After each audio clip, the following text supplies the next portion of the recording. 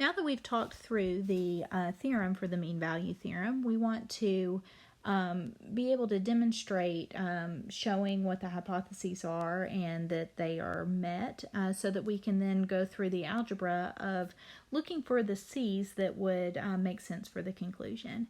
And so for this particular function, we've got an exponential function 2 to the x.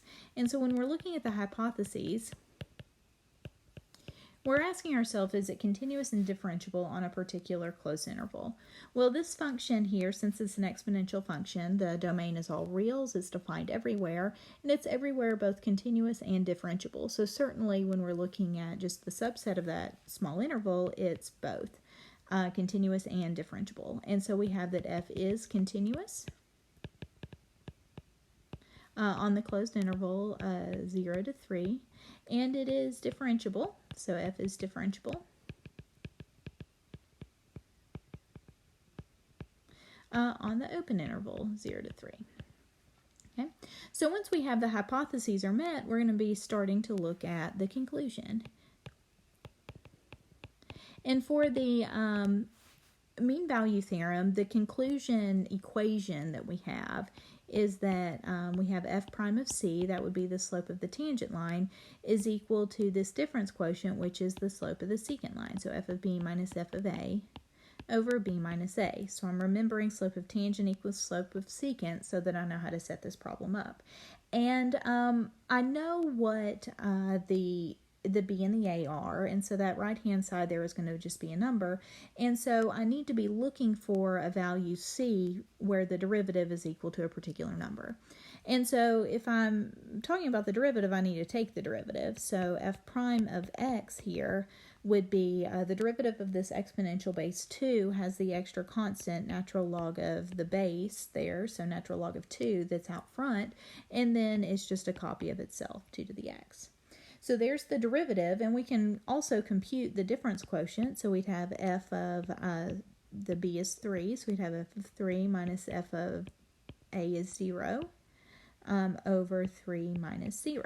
And so we can compute what those are. We've got 2 to the third minus 2 to the 0 over the 3 minus 0 is just 3. So 2 to the third is 8, and we have 2 to the 0 is 1 over 3, so we're looking at 7/3. And so what we've done now is we've taken the derivative, it's still in terms of x, and we have found that difference quotient, the slope of the secant line. And so what we end up doing here is we've got these two things here, we set equal, and we solve for x.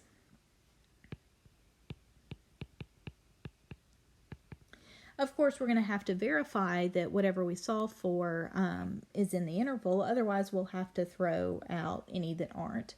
But remember, we're guaranteed at least one because the hypotheses were met.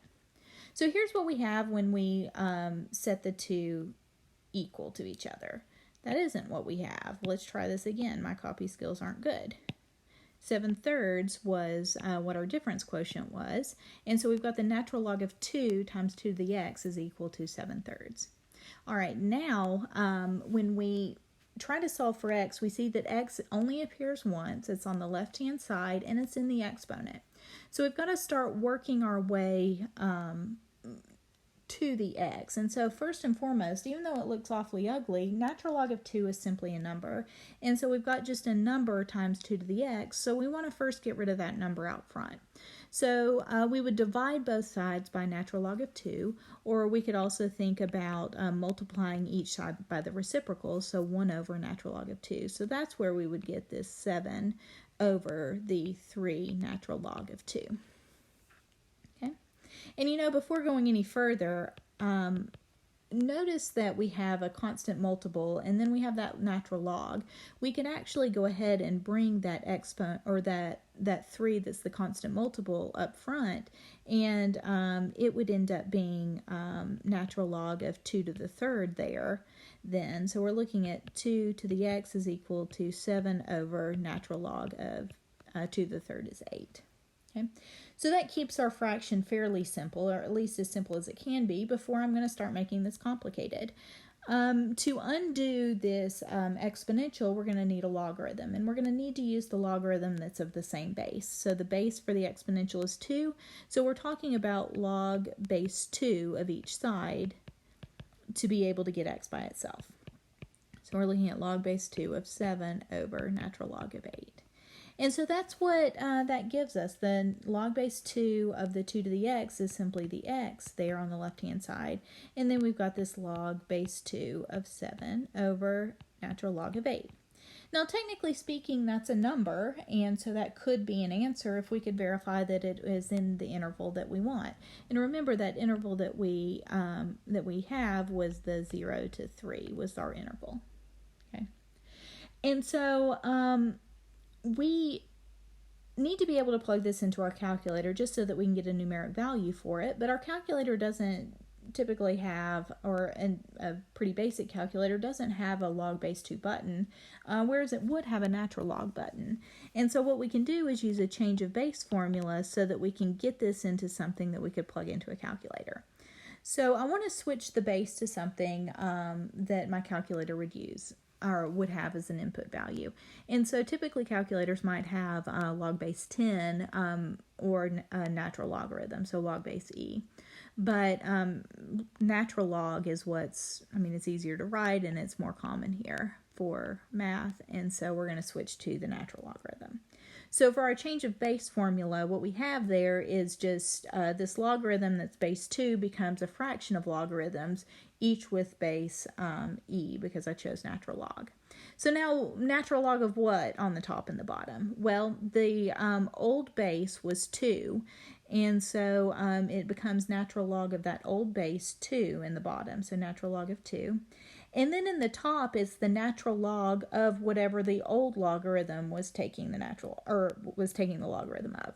And so the input for the old logarithm was the 7 over natural log of 8, and so that's going to be the same thing here. We've got 7 over natural log of 8 as our input value on the top.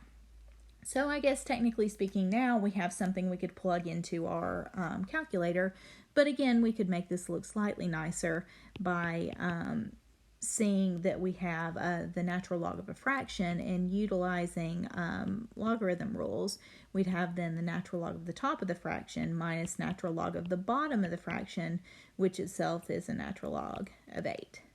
So a nested natural log there. And then it's all over a natural log of 2.